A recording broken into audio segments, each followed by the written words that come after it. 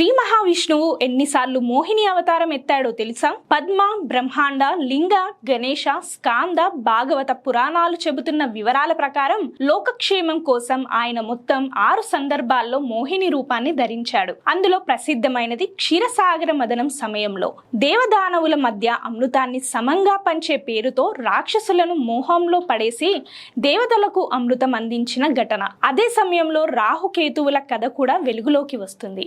తరువాత మహాశివుడికి మోహిని రూపాన్ని చూపించి హరిహర పుత్రుడైన అయ్యప్ప స్వామి జననానికి కారణమైన సంఘటన కూడా ప్రముఖం.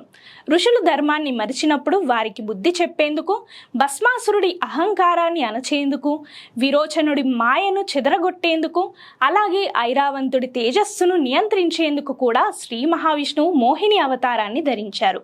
ఈ అవతారం వెనుక ఒక సందేశం ఉంది. అహంకారం పెరిగితే దైవం మాయ రూపంలో వచ్చి దాన్ని తగ్గిస్తుంది.